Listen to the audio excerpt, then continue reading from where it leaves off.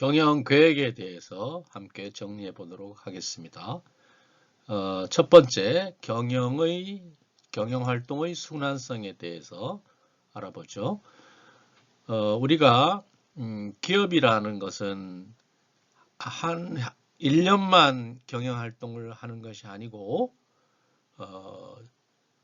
기업이 파산하지 않는 한 기업 경영은 지속되는 것입니다. 그래서 경영학의 발달 과정에서 현재 경영학에서 가장 중요한 것은 지속 가능 경영이라고 얘기했죠. 그리고 기업가 또는 기업의 사회적 책임 중에 가장 중요한 것은 기업이 망하지 않도록 하는 것이죠.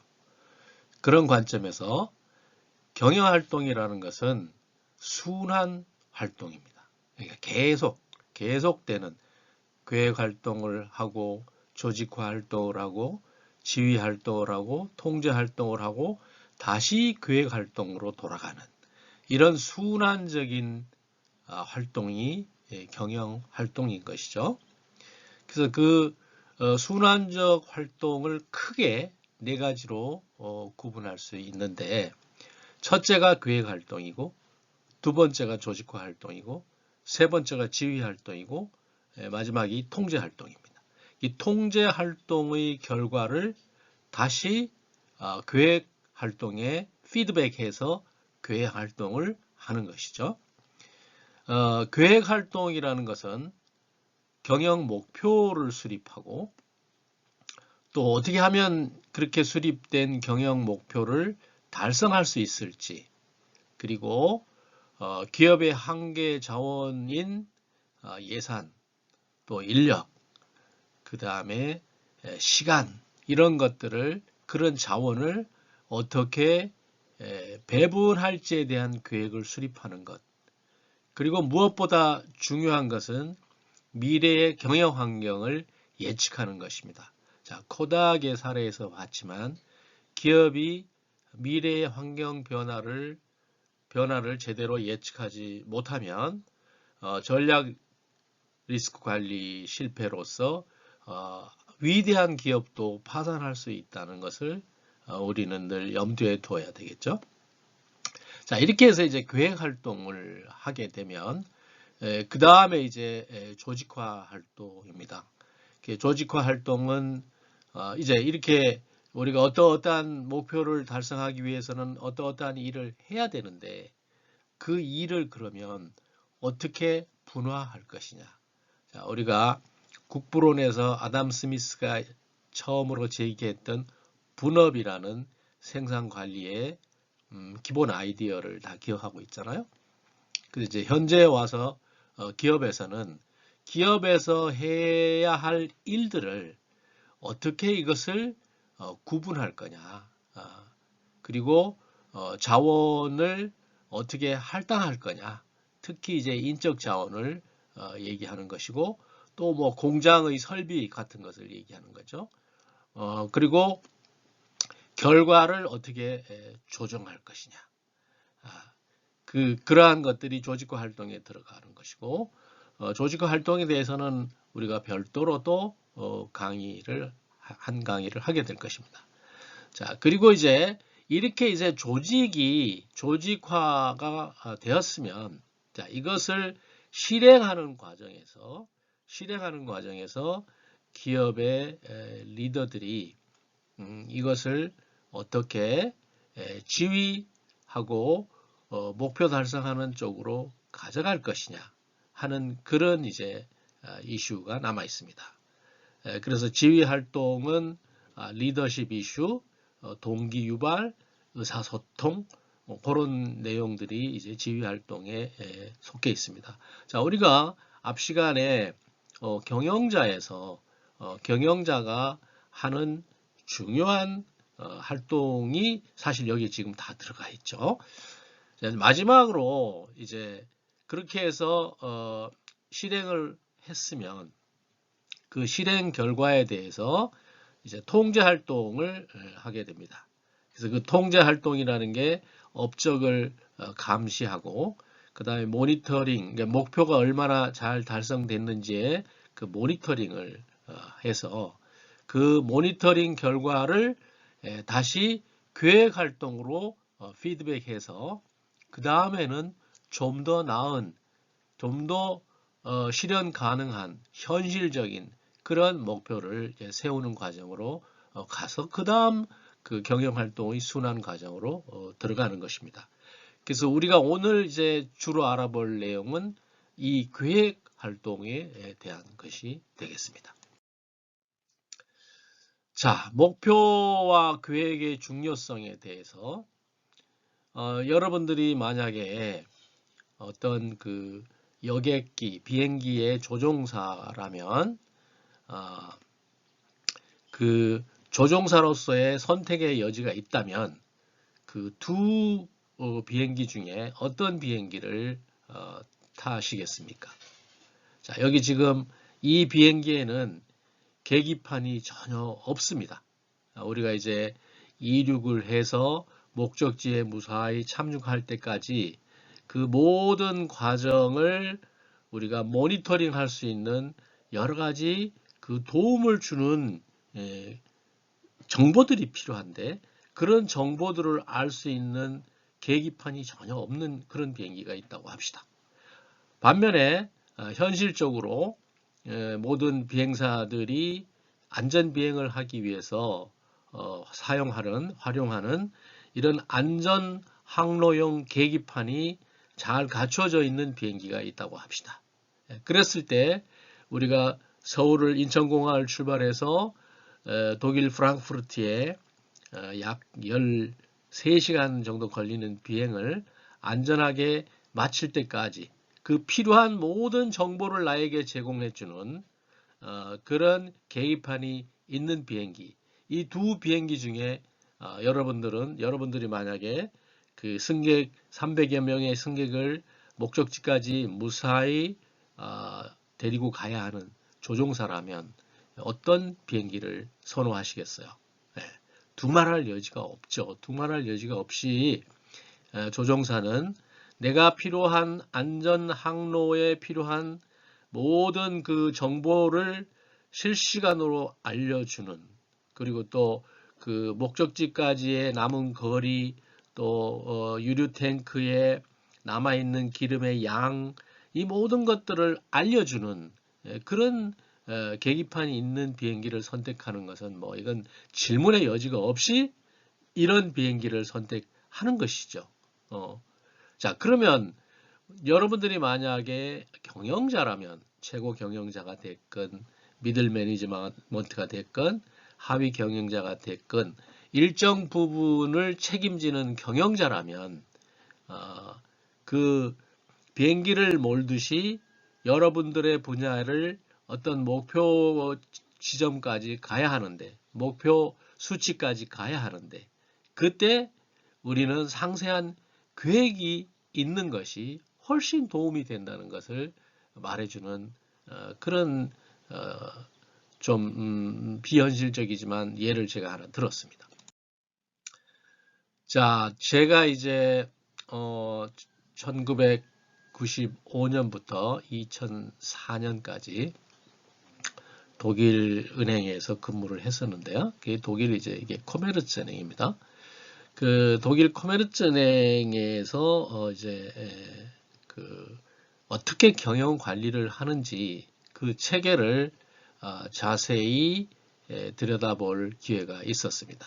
물론 이제 저도 이제 목표를 가지고 활동을 하고 그랬던 적이 있는데 그 은행이 커뮤니티 은행 같은 경우는 전 세계적으로 약 3만 5천 명 이상의 직원을 보유하고 있고 그리고 우리나라에서 가장 큰 은행보다 자산 규모가 몇 배가 넘는 그런 큰 은행입니다.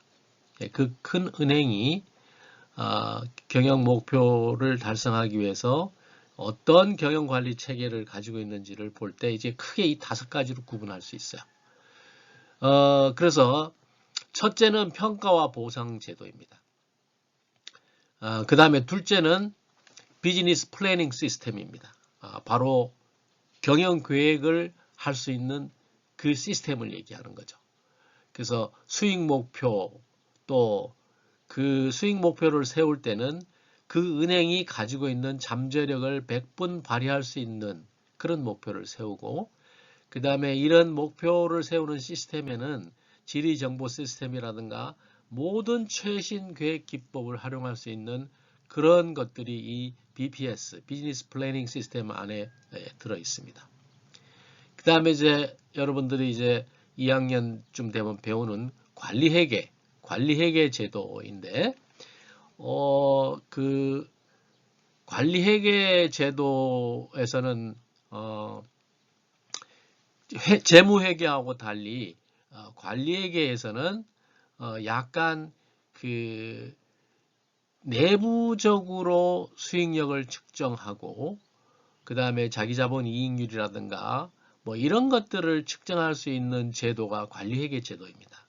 우리가 재무회계는 상법상 이제 필요로 하는 그런 내용을 담고 있다면, 관리회계는 은행의 경영관리 또는 목표 달성 그런 쪽으로 우리가 하게 된다는 것을 볼 수 있고, 이 관리회계 제도가 매우 중요합니다. 그 다음에 이제 은행이기 때문에 그 Financial Transfer Price라고 그래가지고 내부 간 가격을 정하는 그런 시스템이 있습니다. 이거는 이제 경영학에서도 물론 중요하지만 이제 금융기관에서 특히 이게 중요한 시스템이고, 그 다음에 이제 본부의 업무원가 시스템이라는 것이 있습니다. 여기서 뭐 ABC는 Activity Based Costing이라든가, 그 다음에 Shadow Account라든가, Service Level Agreement라든가 이런 이제 좀 상당히 고도의 경영 기법들이 있는데, 뭐 그런 거는 우리가 여기서 깊이 다룰 필요는 없습니다. 그래서 하여간 이 코메르츠은행은 이 5가지의 경영관리 체계를 운영하고 있기 때문에, 그래서 이 경영관리 체계를 통해서 매월, 매분기, 매년 수익성을 분석을 할 수가 있습니다. 그래서 이 수익성을 분석을 할 때 3가지 큰 그 부류가 있는데, 우선 조직의 평가 정보를 이 시스템에서 가지고 옵니다.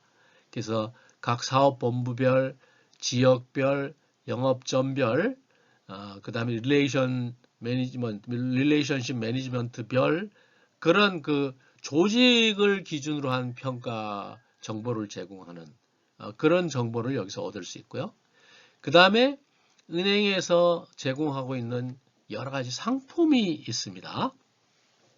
뭐 크게는 예금 상품이 있고, 또 대출 상품이 있고, 요즘 같으면 뭐 보험 판매 상품도 있고, 외환도 있고, 여러 가지가 있는데, 그 상품 군별로 그 어떤 수익을 가져다 주는지, 그러니까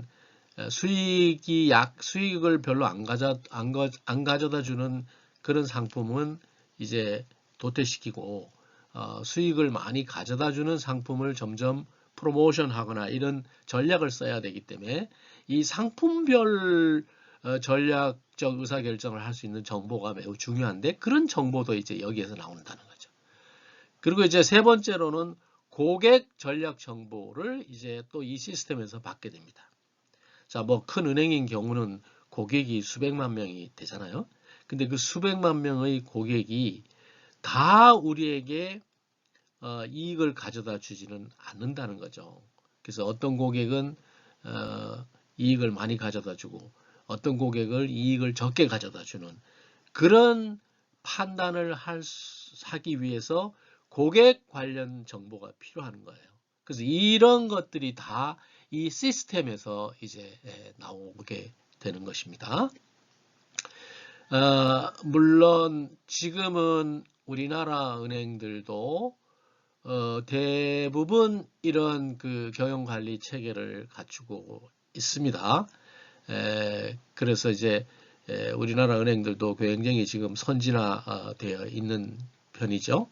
그래서 그리고 물론 은행뿐 아니고 좀 규모가 큰 기업들도 대개 이와 유사한 경영관리 체계를 가지고 있습니다. 그래서 여기서 가장 중요한 건 뭐냐? BPS, 비즈니스 플래닝 시스템이라는 것을 말씀드립니다. 자, 이제 경영 계획 사례를 여러분들이 이제 구글 같은 데서 검색을 해보면 조금 공익성이 있는 그런 기관들은 자신들의 경영 계획을 이렇게 인터넷에 정보가 제공되는 것을 볼 수가 있어요.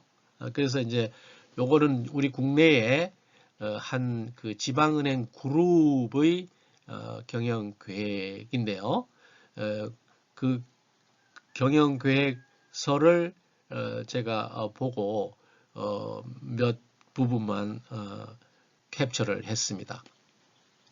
자, 우선 여기 지금 그룹의 경영 계획 중에서 경영 전략 부분을 한번 보자고요. 경영 전략이라는 것은 이제 3년 내지 5년 그 기간 동안 기업이 나아갈 방향인데 그 중에 특히 이제 내년에는 지금 매년 이제 은행 모든 그 기업들은 11월이 되면 그 다음에 경영 계획을 수립하게 되는데 이제 그런 경영 계획의 안에 이제 이런 것들이 들어 있는 거죠. 자, 우선 이제 가장 큰 주제로 경영 방침입니다. 내년에 이 B은행 그룹의 경영 방침은 새로운 성장 체제를 구축하는 것입니다. 요즘 뭐 은행들 경쟁도 치열하고 그 다음에 그 카카오뱅크와 같은 지금까지 경쟁이라고 생각하지 않았던 그런 산업도 등장하고 이러면서 쉽지 않잖아요. 그러니까 이제 지방은행으로서 새로운 성장 체제를 구축한다는 것이 내년의 경영 방침입니다. 그리고 이 경영 방침 아래 8개의 전략 과제를 제시하고 있는데 첫 번째 수익 창출 능력을 재고 높이고 차별화된 다른 그 은행 그룹과 차별화된 전략을 추진하고 경영 효율성을 제고하고 또 수익력을 확보하고 계열사 간의 시너지를 창출하고 그러니까 은행의 데이터 정보 고객 정보를 계열사인 투자금융 즉 증권 쪽에서 활용한다든지 이런 식으로 계열사 간의 시너지를 창출을 하는 그런 노력을 확대한다는 것이고 이제 금융기관이니까 자산 건전성과 리스크 관리를 강화하고 자산 건전성이라는 것은 이제 대출을 할 때 그 대출이 부실화되지 않도록 하는 그런 노력을 하겠다는 거죠. 또 경영진 및 핵심 인력의 체계적인 양성 이게 지속 가능 경영을 되려면 그 후계 체제를 잘 갖춰야 되잖아요. 그러니까 지금 경영진들이 그 다음 세대의 경영진들을 잘 양성하는 것이 필요하다는 거죠. 그리고 그룹 기업 문화를 정립하고 공정한 인사 문화를 정착시킴으로 해서 사람들에게 열심히 할 수 있는 그런 동기부여를 하겠다. 뭐 이런 내용이죠. 그 다음 특화된 사회적 책임 사업을 지속적으로 추진한다. 여기서 이제 기업의 사회적 책임에 대해서 강조하고 있죠. 그러니까 기업이 또 은행도 마찬가지로 자기가 속한 사회에 법인격을 가진 법인으로서 사회적 책임을 다하지 않으면 외면받게 된다. 뭐 이런 내용들에 대해서 이제 이거를 전략 과제로 삼아서 하고 있는 거죠.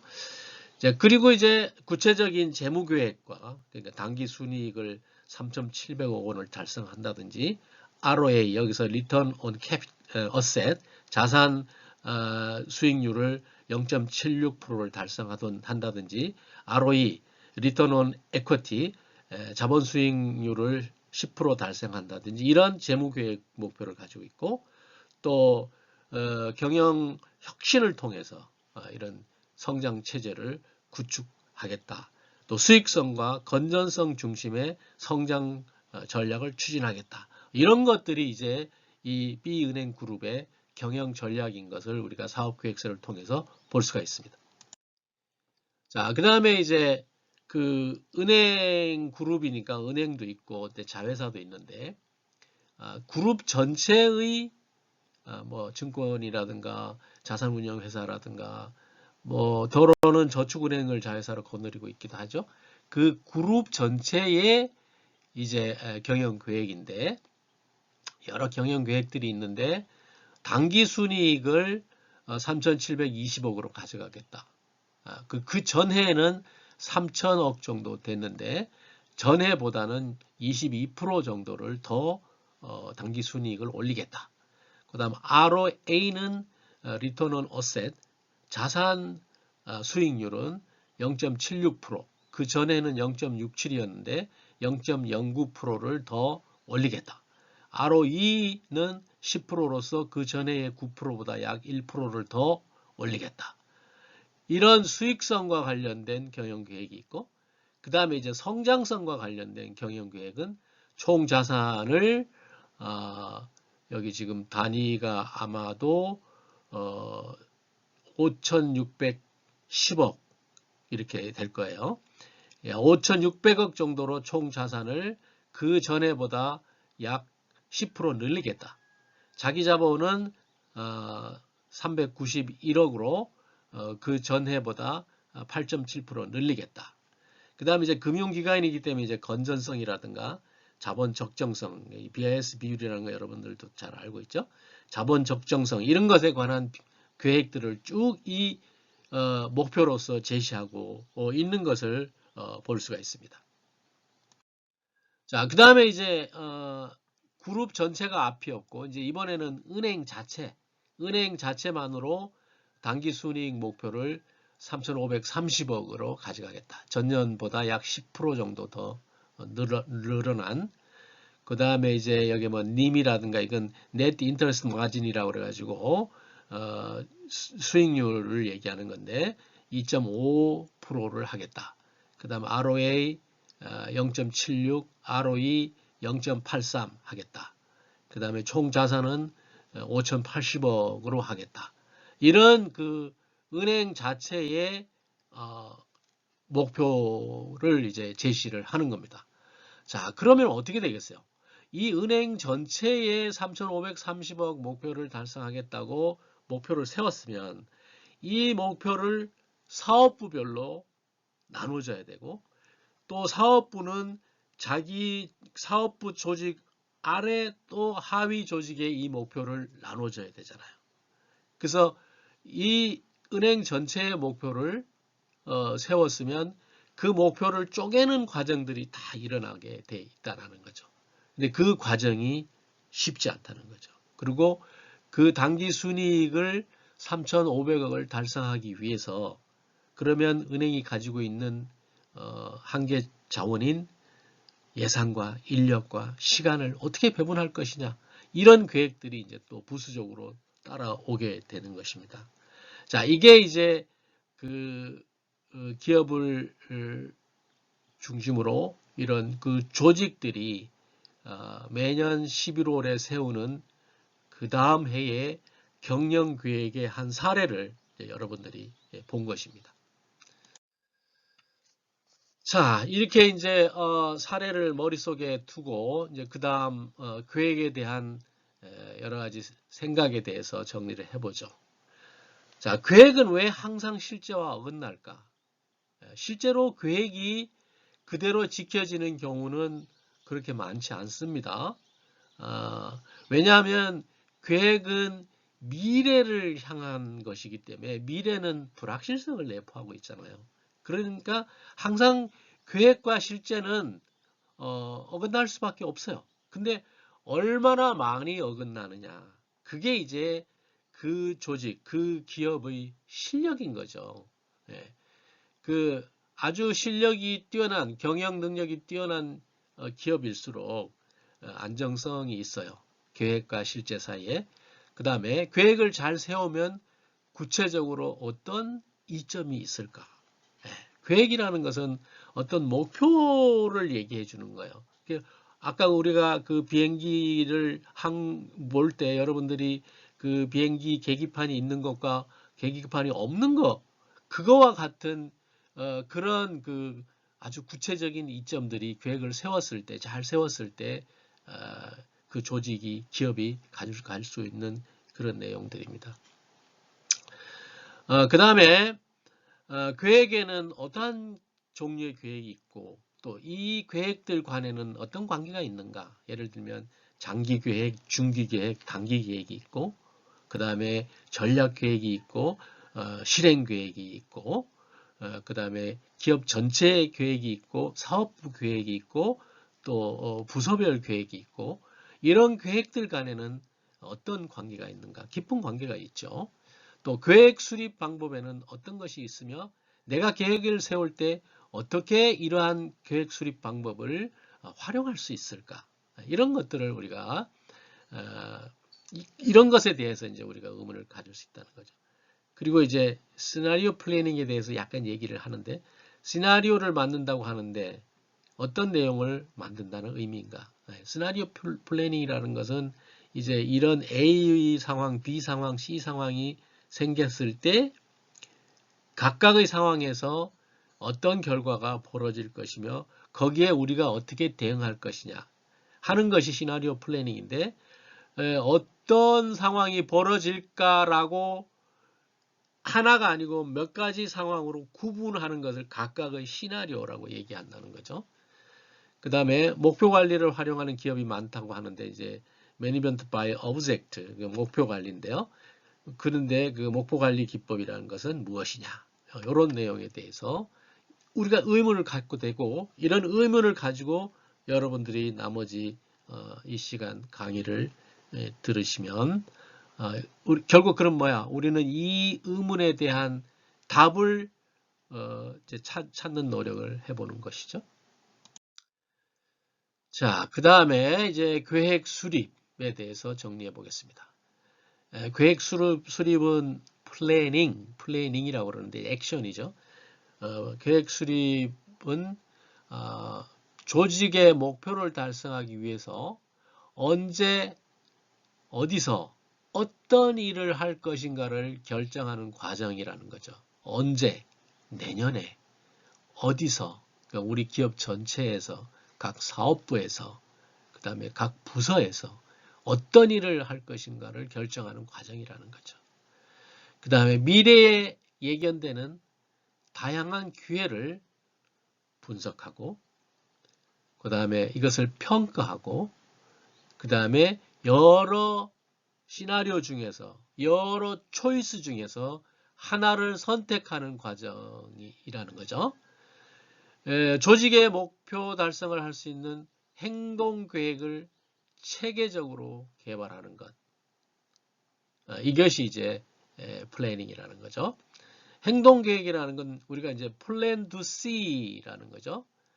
계획하고 그 다음에 do 행동하고 see 모니터링 하는 게 이제 우리의 삶의 과정인데 그 행동에 앞서서 하는 것이 이제 계획입니다. 그리고 이제 플래닝 활동의 결과물이 이제 플랜이라는 거죠. 우리 같으면 이제 전략 계획, 그 다음에 뭐 실행 계획, 이런 것들이 플래닝의 결과물로 주어지는 것이죠. 자, 앞에서 이제 계획하면 어떤 이점이 있냐라고 이런 질문을 우리가 던졌잖아요.